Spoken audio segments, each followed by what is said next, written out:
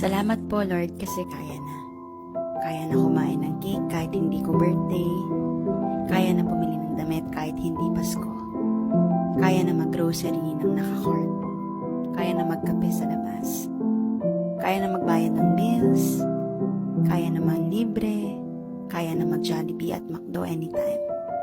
Kaya na rin mag-travel ang pamilya. Kaya na. Marami pang hindi kaya sa ngayon, pero marami din nagbago. Sa lahat ng ito, salamat sa Diyos. Thank you, Lord. Salamat. Thank you, Lord, kasi iniingatan mo ako. Salamat, Panginoon, kasi yung magulang ko hindi mo hinahayaan na magkasakit.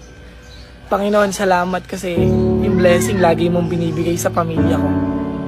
Salamat, Lord, kasi kahit mahirap, pinaparamdam mo sa akin na kaya ko. Salamat, Panginoon, kasi sa dinabi-dami ng problema, bakit ako? Salamat, Panginoon, kasi kina-challenge mo yung buhay ko.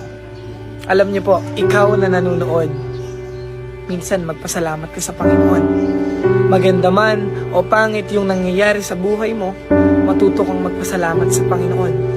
Dahil siya lang naman yung dahilan kung bakit ka matibay, kung bakit ka lumalaban, kung bakit may nakakaharap kang mga problema. China-challenge ka ng Panginoon dahil alam niyang kaya mo, alam niyang mapagtatagumpayan mo. Kaya thank you, Lord. Salamat, Panginoon, kasi makulit man ako, nakakalimutan ko man madalas na manalangin sa'yo. Hindi man ako nakaka-attend ng simbahan para humingi ng patawad sa'yo. Salamat kasi lagi kang nandyan. Ginagabayan mo yung pamilya ko, binibigyan niyo po ako ng lakas, tinutulungan niyo po akong bumangon. Kaya bago po ako magtapos, gusto kong iwan sa inyo to. Magpasalamat ka sa Diyos, may kailangan ka man o wala. At yun yung pinakamahalaga.